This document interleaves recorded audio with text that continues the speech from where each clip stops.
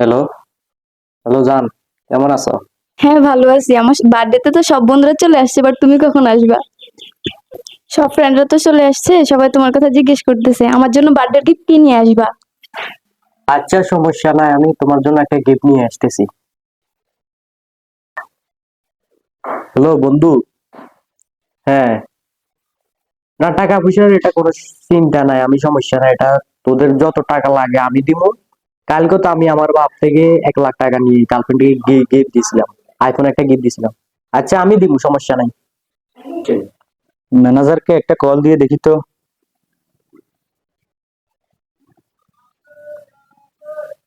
Hello, তোমাকে call দিচ্ছি, তুমি কলগুলো ধরতেছো না কেন?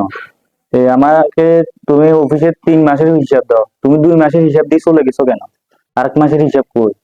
আর টাকারে তো হিসাব দেখতে পাইতেছি না। তুমি হিসাব ঠিক মতো বুঝে দিচ্ছ না কেন? তুমি সবগুলো হিসাব আজকের মধ্যে আমাকে দিবে। আমি সব হিসাবে আজকের মধ্যে পাইতাম চাই। টাকারও হিসাব দিচ্ছ না, এটা কোন কথা? তুমি সব হিসাব আজকের মধ্যে দিতে হবে। ড্যাডি, আমাকে 1 লাখ টাকা দাও। কেন? আমার বন্ধুর পার্টি আছে। তোকে তো আমি কালকেও দিছি, তুই বলছস কালকে তোর কোন ফ্রেন্ড কে গিফট দিবি।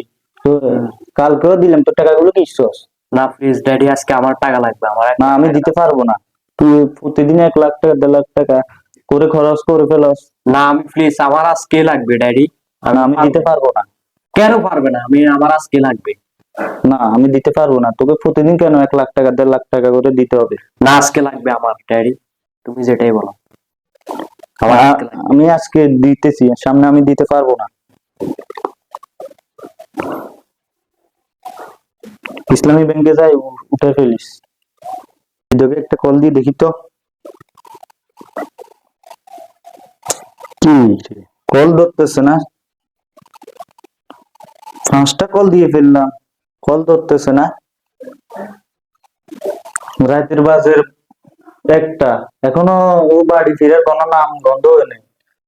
আমি আসলে আমার ছেলেকে তো আমি নষ্ট করে ফেলতেছি। প্রতিদিন যেভাবে টাকা চাচ্ছে ওইভাবে টাকা দিতেছি, আমার ছেলে তো নষ্ট হয়ে যাইতেছে। বন্ধুদের সাথে পার্টি করতেছে, বন্ধুদেরকে 1.5 লাখ টাকা গিফট দিতেছে।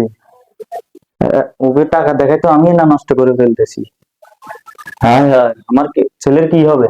ও তো টাকা পেয়ে নষ্ট হয়ে যাইতেছে, এটা দায়ভার কে নিবে?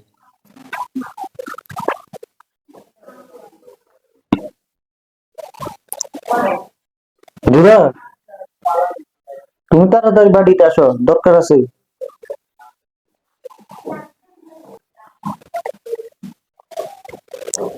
কি হয়েছে ড্যাডি? এত কল দিতেছেন কেন আপনি? বাপরে, আমাদের তো সবকিছু শেষ। কি বলেন, কি শেষ হয়ে গেছে? আমাদের ব্যাংকের ঋণ পরিশোধ সময় মতো করতে পারি নাই। তারা আমাদের ব্যাংক অ্যাকাউন্টে যত টাকা আছে সবগুলো তাদের দখলে নিয়ে গেছে, বাড়ি গাড়ি টাকা পয়সা যা কিছু আছে তারা সব তাদের আওতায় নিয়ে গেছে। আমরা এখন তো পথের ফকির হয়ে গেলাম। বাবারে, আমরা কি করব? কি বলেন বাবা, সবকিছু এভাবে শেষ হয়ে গেল? আমি তো বুঝতে পারছি না। ও ড্যাডি, তুমি কোনো কিছু চিন্তা করবে না, আমি আছি, আমি সবকিছু দেখতেছি।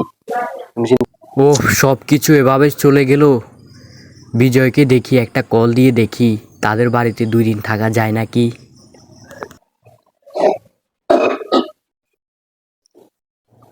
হ্যালো বিজয়। হ্যাঁ, তুই কোথায়?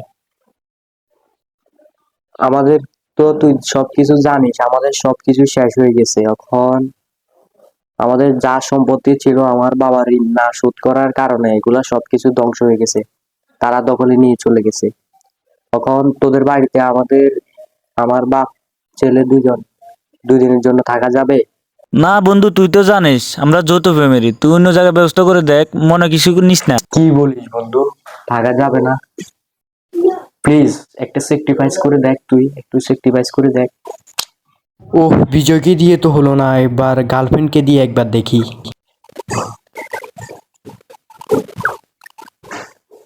হ্যালো প্রিয়, তোমাকে তো একটা কথা আমি বলতে চাই, সেটা হচ্ছে কি, আমাদের সবকিছু সম্পত্তি সবকিছু চলে গিয়েছে। তখন আমরা আমাদের সম্পত্তিগুলো সবকিছু দখলে চলে গেছে। তো আমি কি করব কিছু বুঝতেছি না। তখন তোমাদের বাড়িতে আমার বাপ ছেলে 2 দিন থাকা যাবে?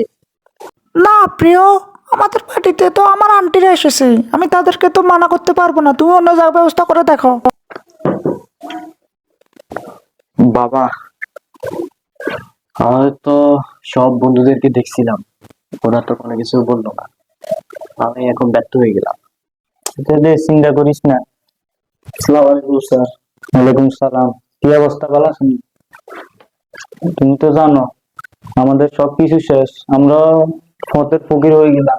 তোমারও চাকরিটা আর হইলো না, তোমাকে অন্য জায়গায় একটা ব্যবস্থা করে নিও। আমরা কোথায় থাকবো এখন চিন্তা আছি, বাপ ছেলে 2জন। এই বয়সে তুমি তো জানো কত পরিশ্রম করে আমি গাড়ি বাড়ি জায়গা সম্পদ জোগাইছি, আমার সব শেষ। তুমি তো জানো।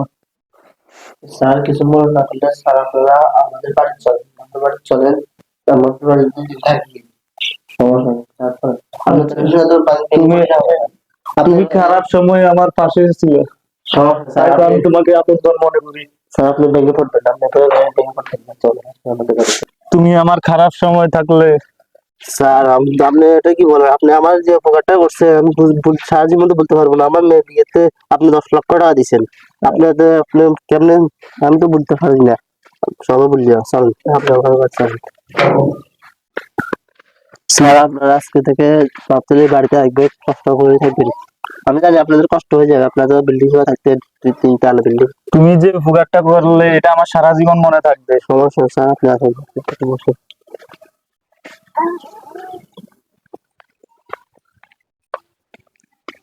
ও শেট, আজকে 3-4টা জায়গাতে ইন্টারভিউ দিলাম, এও হলো না। দেখি কোনো জায়গায় একটা কাজ কাম করা যায় নাকি।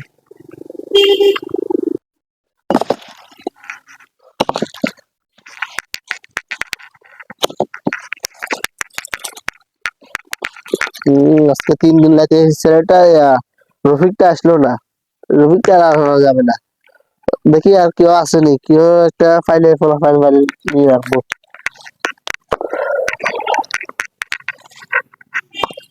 চাচা, পরে কি আপনি স্যার?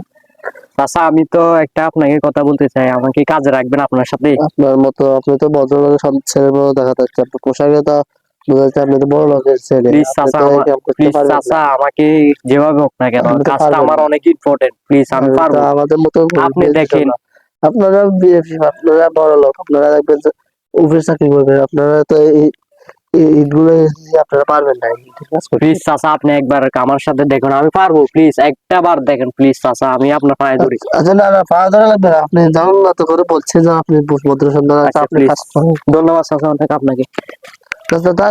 আপনি এটা কি আপনি পোশাক দিতে আপনি কাজ করতে পারবেন না, আপনার সমস্যা দেখা যাচ্ছে। আপনি দাঁড়ান, আমি কাজ করি। আপনি লুঙ্গিটা পরে আসেন, লুঙ্গিটা পরে এসে আপনি কোথায় তারপর কাজ করবো করেন। এটা? ওই এখানে জায়গা আছে, ওখানে ওয়াশরুম আছে, ওয়াশরুমে হেঁটে যাই, চেঞ্জ করে আসেন।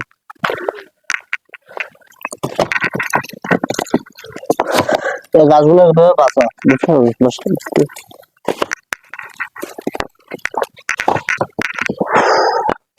ওই যে আজকে জন্য টুকু যথেষ্ট, আজকে বহুত কাজ হয়ে গেছে। ভালো, এটা সমস্যা না, কালকে আসে। সে তো অনেক ভালো কাজ করে, আজকে তো ভালো কাজ করছে। তুমি আসো আমার অফিসে, আসো একবার।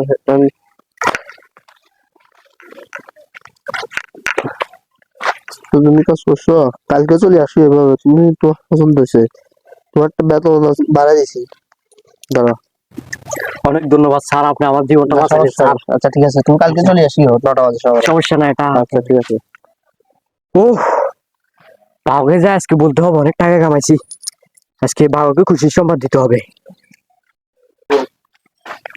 চিন্তাতে আছি রে বাবা, বাবা আমি আজকে অনেক টাকা ইনকাম করেছি, এগুলো নেন। ও, আমার ছেলে তো আজকে অনেক টাকা ইনকাম অনেক করেছে, পরিশ্রম করেছি বাবা। 500 টাকার মতো। আজকে 500 আমার টাকা ছেলে তো পরিশ্রমও করতে জানে। বাবা। বাবা তোমাকে আমি একটা জায়গায় নিয়ে যাব। কোথায় বাবা? চলো।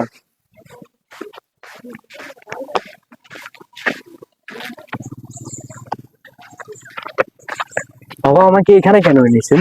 বাবা তুমি দেখো, কেন বাবা এগুলো কেন ফালাচ্ছেন? এগুলো আমার অনেক টাকার পরিশ্রমের টাকা। না বাবা এগুলো কেন ফালাচ্ছেন? এগুলো আমার অনেক পরিশ্রমের টাকা।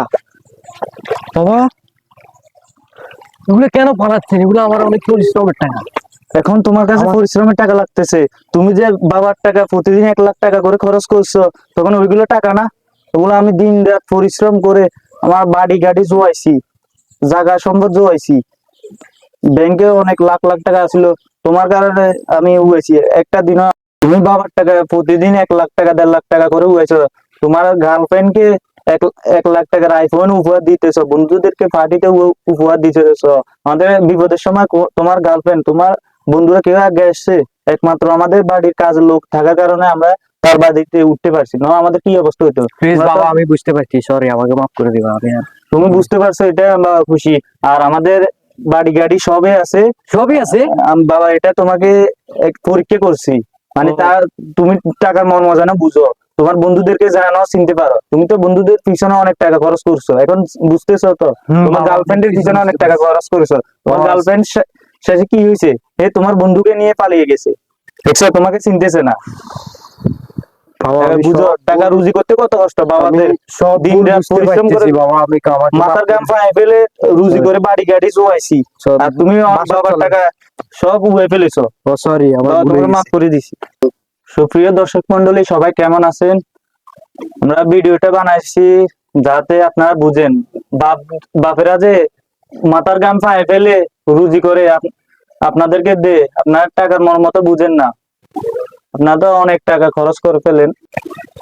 ছেলেদের উদ্দেশ্যে বলতেছি, বাপের টাকা যে আপনারা খরচ করে ফেলেন, বন্ধুদের সাথে আড্ডা দিয়ে অনেক টাকা উড়ে ফেলেন, একটাবার চিন্তা করতেছেন টাকাগুলো কোথা থেকে আসে?